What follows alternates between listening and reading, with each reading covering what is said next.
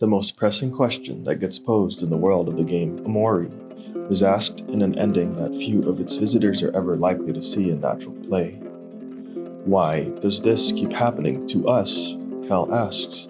Crying, defeated by and in the darkness of the worst night of his life, he asks it as he and the others only recently reunited around the cusp of a reconciliation and a peace so deeply pined for after the catastrophe of Mari's death 4 years before, which had destroyed each and every one of them, which destroyed the world that they shared.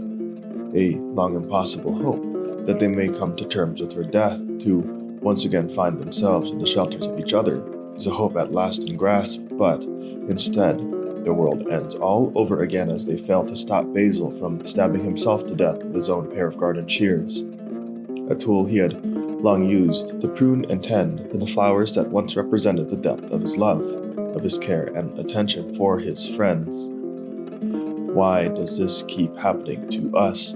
Cal asks from the depths of his despair as Sonny silently leaves the scene of his best friend's death and returns home one last time as Sonny picks up his knife from the kitchen, the one tool he trusts to allow him in all his worlds to outrun the unacceptable intensity of his grief. The game, seemingly paradoxically, then reaches its most neutral ending. It ends at last with Sonny's suicide, apparently the third in their group of 6, leaving the fates of the survivors of this next catastrophic loss entirely unanswered. Why does this keep happening to us?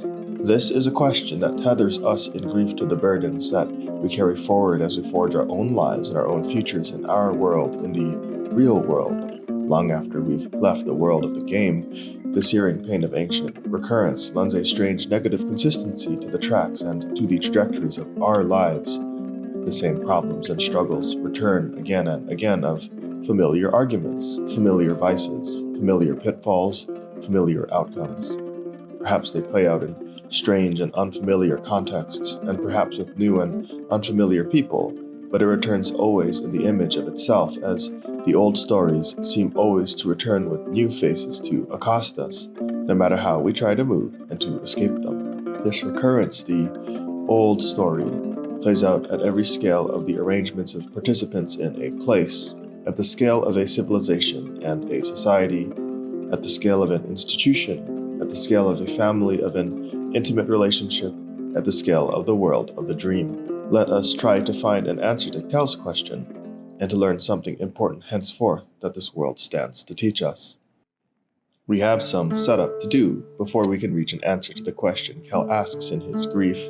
We must begin by thinking about how Sonny experiences his spaces as places, about the strange leakage that occurs as headspace, black space, and red space bleed into his real world, about how all of Sonny's places are actually just as real as the real world, which is why they directly affect his movements within them. These other worlds are simply not public. They are not universally experienced spaces. I will argue that this, too, is how places in the game of OMORI are just like as they are in our real worlds, the worlds from which we come.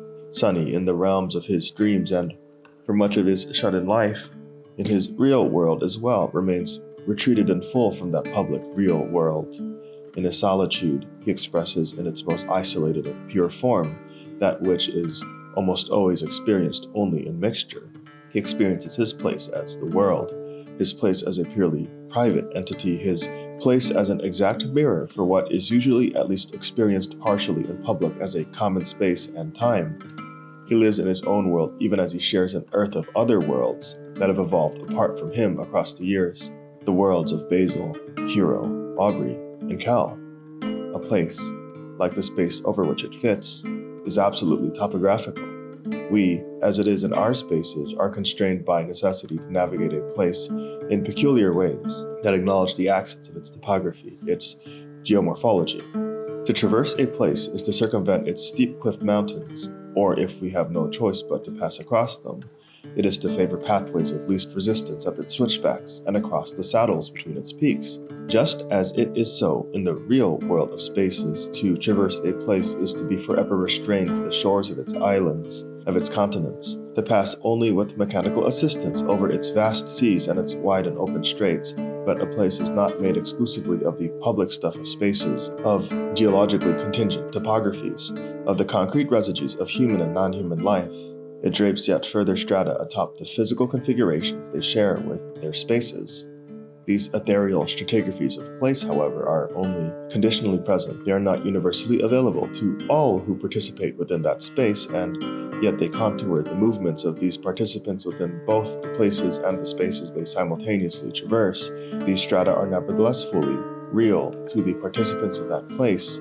They impose real restrictions upon and create clearings into one's movement within a place, and these restrictions and clearings are applied only within that place and only upon its participants, remaining invisible and intangible to the outsider, who shares the same space but does not share the same place, who shares with them an earth but does not share with them a world. No one solely navigates a space without being in a place.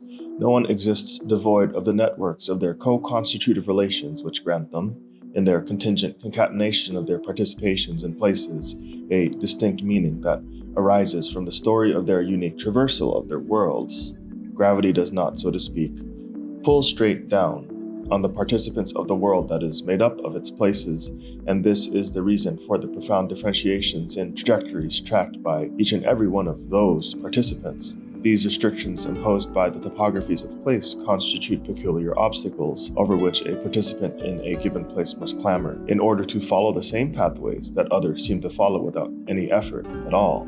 Or, these clearings constitute peculiar possibilities for its selfsame participants, possibilities and trajectories that exist even beyond the bounds of the imagination of the ones who do not live in that world, and to whom the beating of their paths may take the appearance of a defiance of the rules and conventions that anchor our world qua world.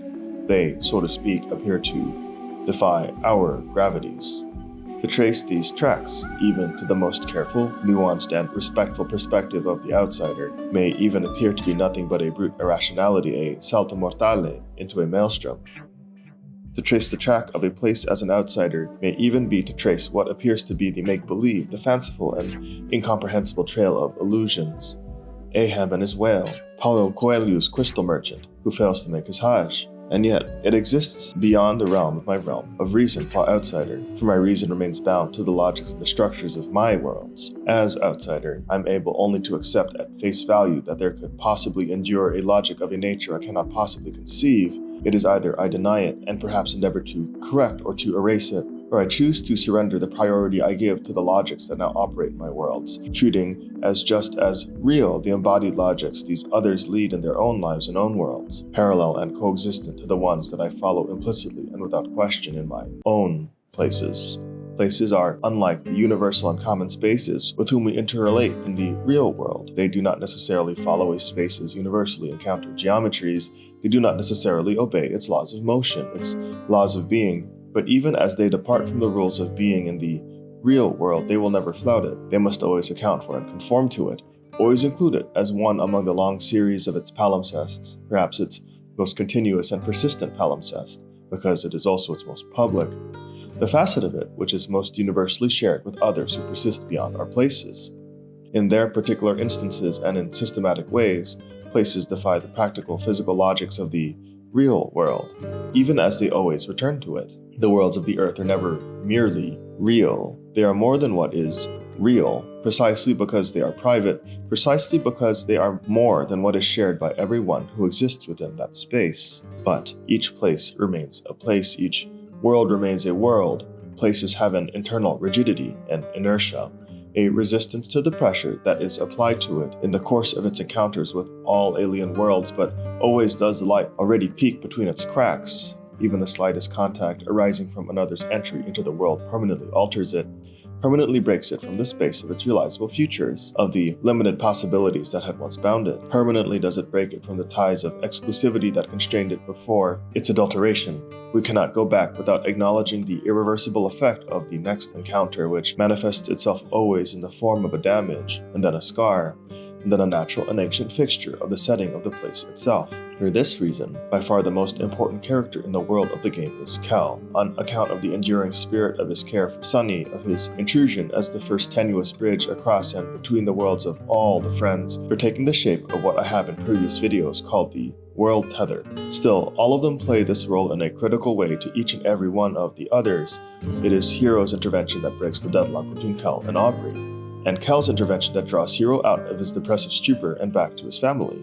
It is Sunny's intervention, at the behest of the player, that draws Hiro back to visit Mari at her grave. It is Aubrey's insistence on reparation that positions Sunny to stop Basil from taking his own life. Indeed, Kel insists to Aubrey again and again and again on a simple fact, more true than anything else, that they are always already all together, that they cannot escape the fact of each other. They are one world, even as that world is rendered shattered, unlivable. Pure agony in the poisonous, brute fact of Mari's inexplicable death. The sheer fact of their togetherness, of their being of the same world, even as they splinter in between their many others, is the fact that draws them back together and that binds them once again 4 years after Mari's death.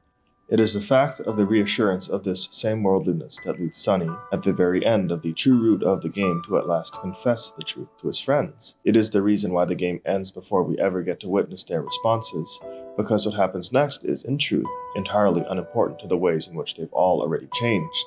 Even if they become upset at Sunny, even if they receive the truth poorly and aggressively, even if they are to abandon him permanently, Sunny has forever been turned away from the world that is himself, from the absolute privacy of his place in that world, at the exclusion of all other participants, from the deepest lie, the concretization of place as a static, total, and eternal reality, a lie which threatened to capture him forever and to sever him from all of his connections. What Soren Kierkegaard, in a tragic reflection on his own life, once termed ideality. OMORI, to Sunny, then, is the ultimate guardian of Sunny's private world. OMORI is the guardian of Sunny's ideality, which he prioritizes even over Sunny's life, when this ideality is mortally threatened. With every affirmation, every return unto, and every doubling of the mutual commitment each one of them makes to the others amongst their friends, they preserve the possibilities of connection that they each once had to each other, the connections that continue to define them, forcing these tethers to constrain their forward stumbling into a new world. This new world is still irrevocably adulterated by the poisonous fact of Mari's absence, but it is not any longer saturated by the pain of this encounter. This new world now preserves the tethers that reach even further, that reach to the roots of the love that bound them before her death, the deep connections of kindness and care that made them the people who they were, who they still are, who they can yet become. When Kel knocks on Sunny's door, he presents him with a possibility to dissolve this real world in ideality, and therefore, just as it often is with our moments of connection in our real lives, the most consequential moment in all the world of the game of OMORI is also its most mundane. It is the moments when Sunny decides or refuses to open a door, which really means whether he dares accept a rare and frightening opportunity to interrupt his world in ideality. As it is in our real world, he must insist on making this decision no matter the cost again and again. It must take the form of an active affirmation. He has the chance to refuse it twice over the course of the 3 days before it is finally time for him to move. If he refuses even once, he severs himself permanently from the only tether that remains for him to relate actively to the world beyond his world, the world that he once shared with Hiro, Basil, Aubrey, Kel, Mari, the place from which he came, the place which he is, and which he fails endlessly to re-inhabit with every iteration of the headspace he reinvents in ideality. When Sunny leaves, no possibility of reconnection survives, but if he keeps accepting the possibility of this reconnection, the impossible becomes possible. New uncharted futures are now in the cards. This enables both the most beautifully hopeful, but also the most heart-wrenching outcomes alike to become realized. And the boundaries between these outcomes are rooted in that which is tenuous and mundane. How are we to know beforehand what will happen if Sunny opens a door or not? How are we to know what will happen beforehand if Sunny chooses to wake up during a sleepover or not? This poor correlation between mundanity and profundity is the way of our real world as well. Sealed forever in the sharpness of the memories embedded in my places are the moments of their rupture, moments so utterly banal, but which become profound only once they have passed, only once it is too late to realize I should have savored it for what it really was. Final seconds that I see another alive or ever again, the final word, the last glimpse of a smile or a laugh, of broken feelings after a final argument that was never to be addressed, to be resolved. The decision in relation posed to Sunny, then, that to live is to acknowledge and affirm that his private place must give way to the world from which he came, forever lost, but which at the same time is a world which he still is, which he has always been, and to which he must always return, is the core of the world of this game's most central message. It is a decision that must be affirmed in the face of the drastically different and unpredictable outcomes that may result from the depth of such an act of affirmation, no matter how catastrophic, and it is what I provisionally will call love. Love, in the form that it takes within our formulation, the form that it takes within the world of the game, is not only a feeling of connection in the heart, is not only the animations and arousals of a desire, is not only an action that is moved by such feelings or arousals, is not only a value that undergirds and lends weight to these different actions that are undertaken towards and for an other. Love, instead, is a world tether. It is instead a return to the common horizon that lends consistency to my being in the world that is of my places.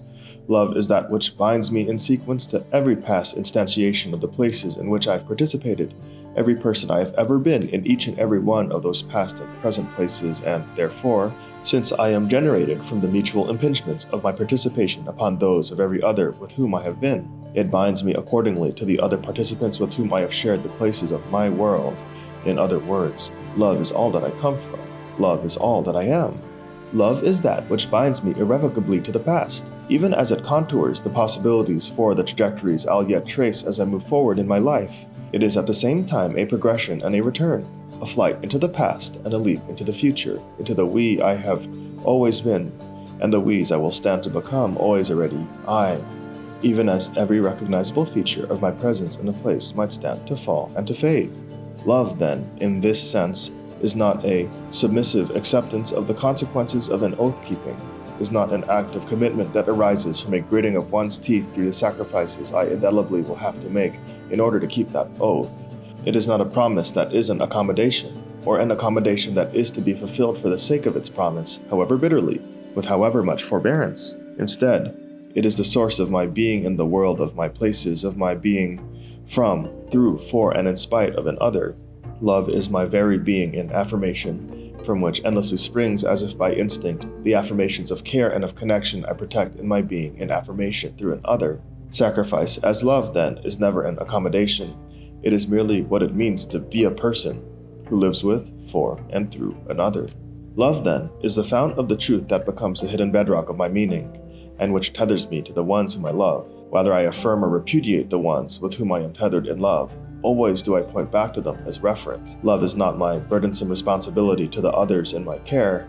No, it is my very being in the world of my places, from which all my responsible acts flow out without limit or further condition. In short, I am not forced to do things for the one I love because I love them. It is because of love that I am to honor my relations and care, and that it is something without question, something already understood in itself. Love is not an acceptance and a tolerance of an other. Love is a refusal of the logic that leads to the question of this acceptance at all. Because of this, no love can ever be unilateral. It cannot ever be unrequited. Either it is shared as the milieu of our common participation in a place, or there is no relation of love and participation at all. It is an affirmation of our same worldliness, of the fact that we do not proceed without each other, that we do not proceed without affirming the continuities that tether us to our ancient worlds beyond our worlds, without acknowledging the collision that our distinct and transit identities play as we co-participate in the new places where we meet, once we become intertwined once again with each other. In an ever unstable world of my ever unstable places, the love that is my being is tantamount to an endless recurrence of loss, of meanings and attachments ever abating, retreating beyond a luminescent horizon.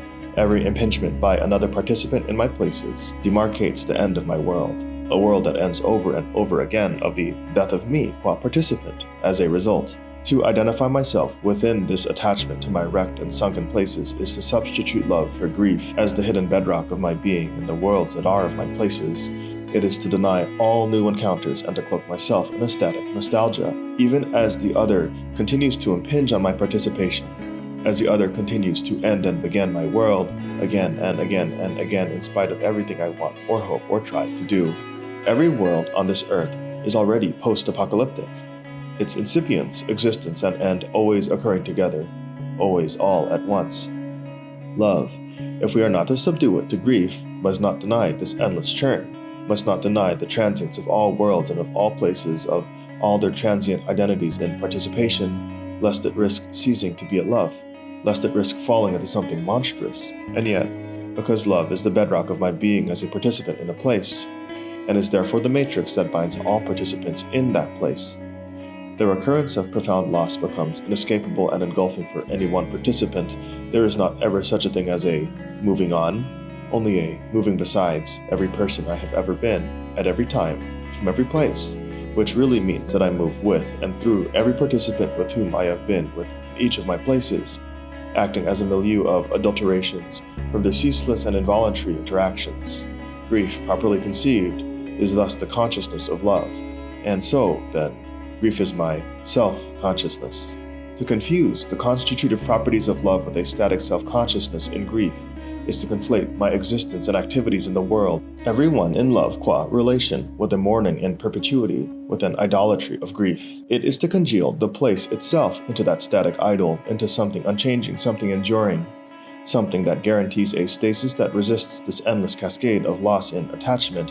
It is a categorical rejection of the severest changes that will happen irrepressibly to and through a place, a rejection that breeds a sheer contempt for the participants who become, or who were, always already distant from the site of my catastrophe, the repudiation of the ones whom I love. Grief crystallized in the place of relations in love is this idolatry, is a surrender to ideality. Sunny's suicide during the bad ending of the game most cleanly represents succumbing to ideality and grief. It most cleanly represents what is ultimately the only way for OMORI, as the ultimate personification of Sunny's ideality, to truly render permanent Sunny's absolute world privacy, the permanent separation of his relations to the others in love. It ends only with Sunny's surrender to OMORI, which can then end only with the permanence invited by his death. However, it is Aubrey who can most cleanly show us a pathway out from the idolatrous ideality of grief. It is Aubrey who becomes best the avatar of a being in the world that has obscured the logic of love for a self-consciousness of loss and grief. It is Aubrey who embodies the sheer contempt for all the ones who she feels moved on too quickly. It is Aubrey who directs her sheer contempt at Basil for what she regards to be his serious transgression against the sanctity of Mari's memory. It is Aubrey who, at the same time, attaches herself as permanently as possible, in grievous desperation, to that same memory, in dyeing her hair pink to honor the promise of a mutuality interrupted by Mari's death. Aubrey only changes at great cost, once the grievous foundation of her self-consciousness is severely undermined, once it ceases to be based on the nostalgic stasis of her grief, but rather on love, on her affirmative interrelation to the others. The realignment of her being in love comes only after, in the depths of her simmering rage, she realizes the enormity of her mistreatment of Basil upon pushing him into the lake. Only after, in the depths of her sheer contempt, Hero convinces her in humility to make up with Cal. It is only once the foundations of the idolatrous crystallization of her love as grief at last crumbles, and only then does she come to understand the true nature of her responsibility to Basil. It is only then that she is restored to the possibility of recuperating her relation to others in love, and of her place in a world beyond her old world, a world in nostalgic stasis that survives only when defended at every cost possible. To move forward, Aubrey must recall the tethers that bind her, but without chasing her being to the roots of her loss in grievous idolatry. To lose the thread and become reconsumed in the static ideality of her memory and nostalgia. It is only through love by which she might find an avenue to return. It is not possible for Sunny to defeat OMORI at the end of the true root of the game.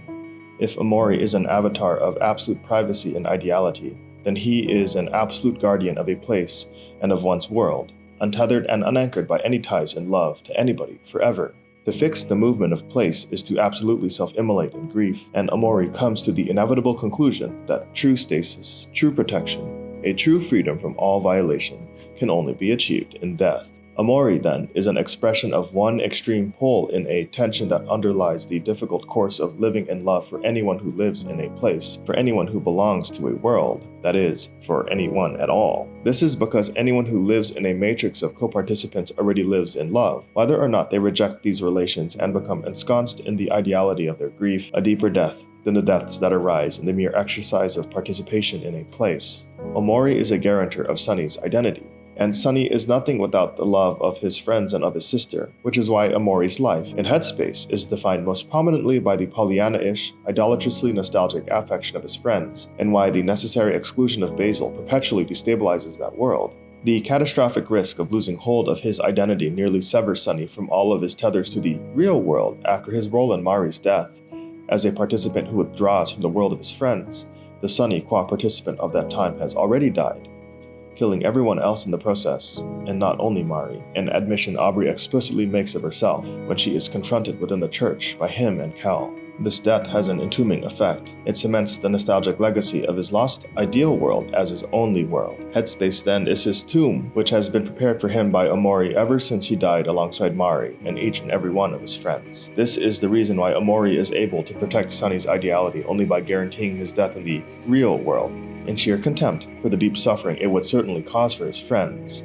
For Mari's death silences her participation in his private world such that now, in Headspace, OMORI alone can speak for who she is in Sunny's private world, not as the flesh and blood person who she was, with all the interior complexities and insecurities that drove her into her fatal conflict, but only as a caregiver who is always there to love him, who always preempts him with sound advice, the perfect encouragement at exactly the time he must hear it, and nourishment to ensure he survives the struggles of the day. This is a Mari who is held in the false light of his ideality. Even the severely deformed, monstrous, and predatory iterations of the so-called Hell Mari are still self-referential illusions, mere fragmentary reflections of OMORI's ideality.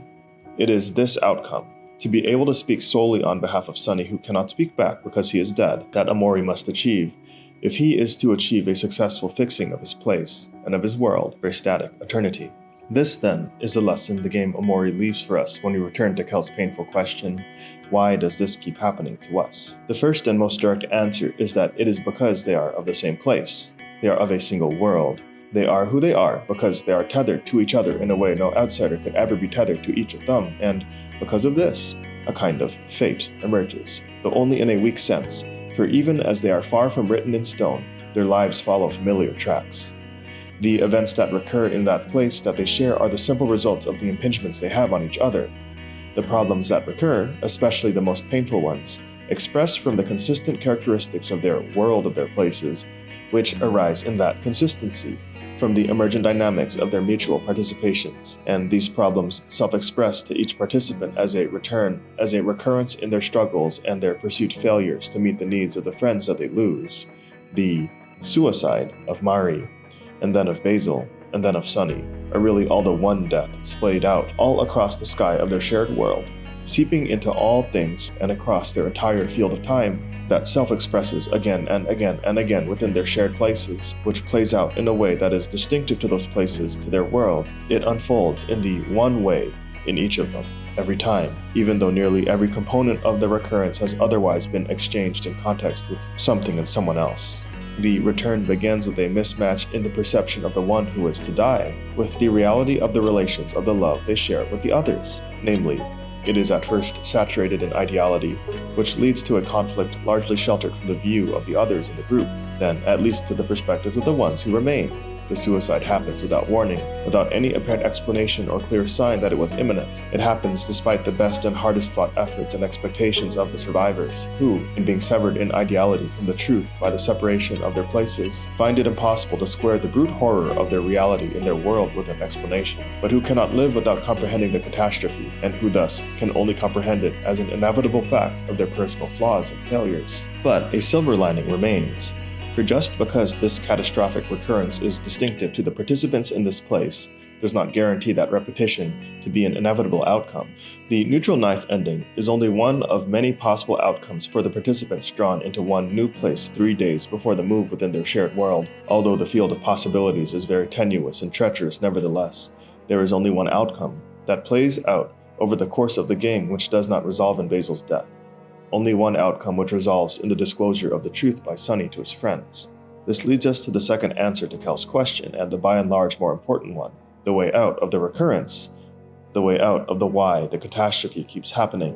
The answer is at once both foolishly simple and unfathomably perilous and dark. We have to affirm each other in and through our consciousness of our love and grief. For it turns out that the solution is not to escape and to avoid the pain of change in the monstrous, contemptuous solace of an idolatrous grief, but neither is it to embrace it. and then to become assimilated to it. The way out is not to outrun a grief that has been painted all across the sky, the fabricated place where it takes the place of their relations and tether to each other, as Sunny and Aubrey try hideously to do, an impossible proposition in any case. Nor is it to embrace it, as Basil does, and as Sunny does too if he surrenders OMORI in the battle at the end of the true root of the game. It is rather to retool grief into what it has always already been, into the consciousness of the place and the world that one is, instead of expressing it as an escape and a retreat into a nostalgic ideality, a retreat into non-relation and in contempt for the ones with whom we live and who have and continue to make us what we are. Grief then, taken precisely as it is, as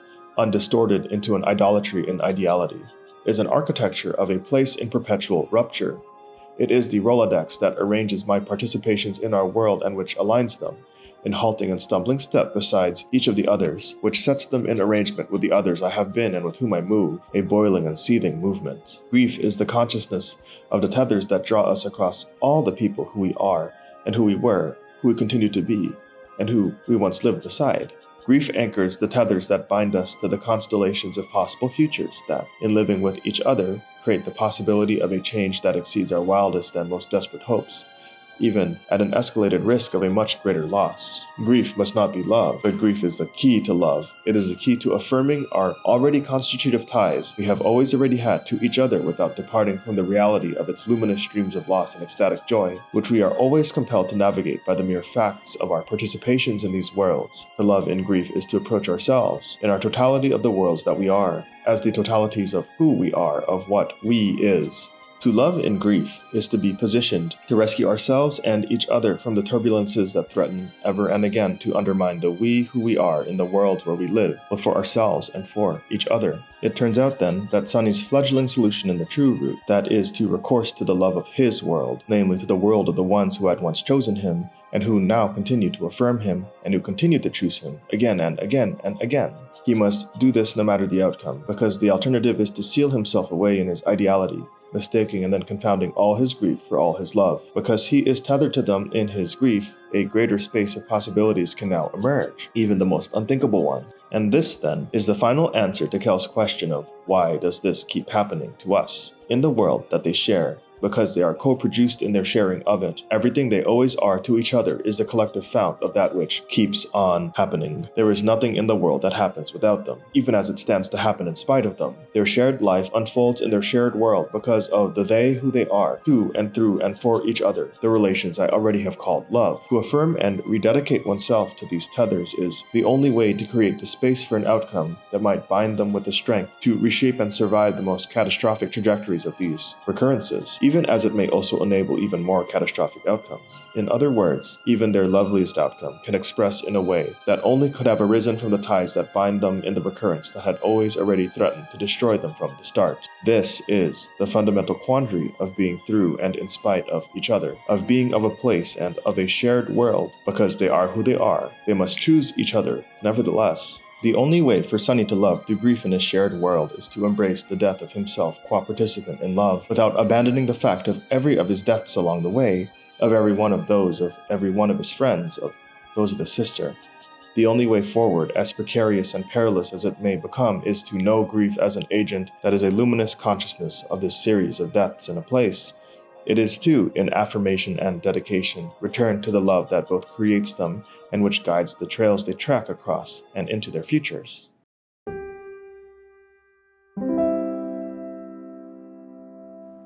Thanks for sticking around for this rumination on the world of OMORI.